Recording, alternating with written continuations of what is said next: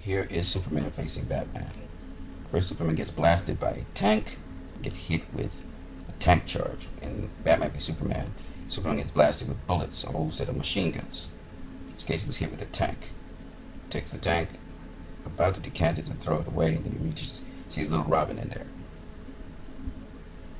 Now, what's interesting is Superman is trying to reason with Batman, and you hear Batman saying, now he's talking, trying to reason with me. I can't hear him, of course. No, my ears are protected. So all I have to worry about is my teeth. So Batman isn't even in a mood to talk right now. He's all about action. It's all about fighting. And there he is, firing on a sonic weapon at Superman. And if you do remember, Superman was hit with sonic weapons as well in Batman v Superman.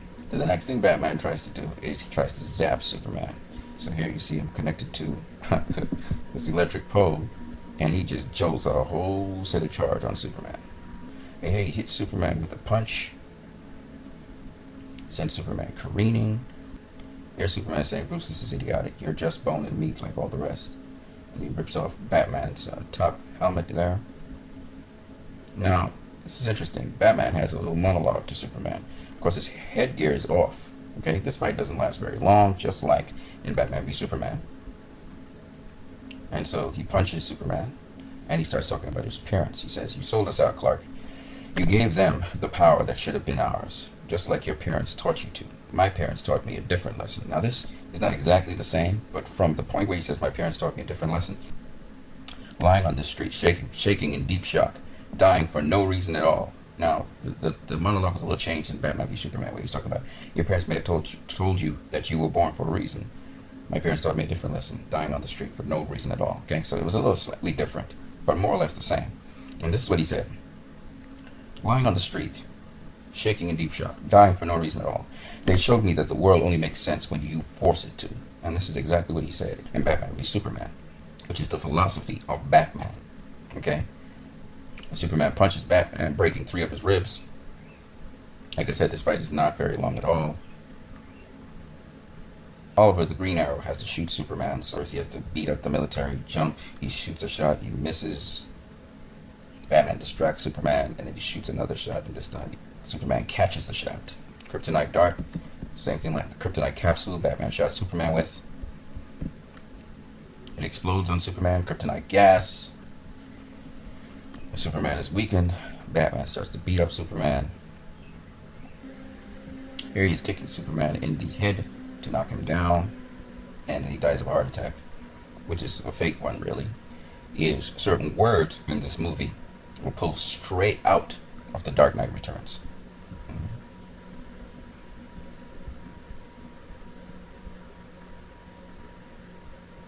So in The Dark Knight Returns, Batman is the one that dies. Superman attends his funeral. In Batman v Superman, Superman is the one that dies. Batman attends his funeral. In The Dark Knight Returns, Batman, his heart starts to beat, so we know he's not dead. And of course, the Robin is there to dig him up. And Superman realizes that. In Batman v Superman, you see the dust rising, indicating that he may not be dead. So a very similar line.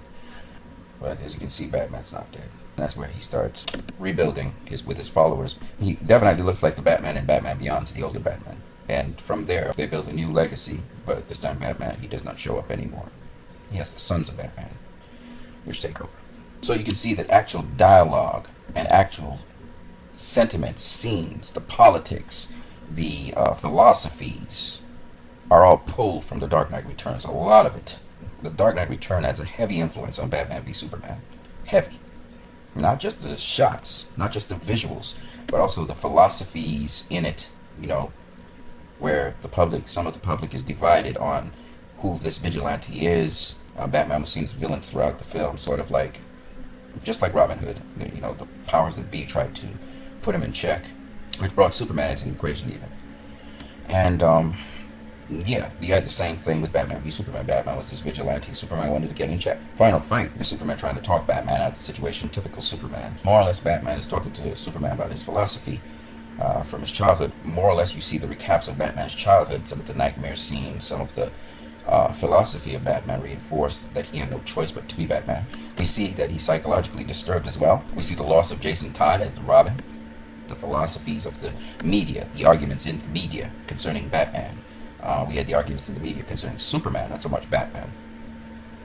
And Batman v Superman, we saw the outfit, the clothing, the approach of Batman to criminals.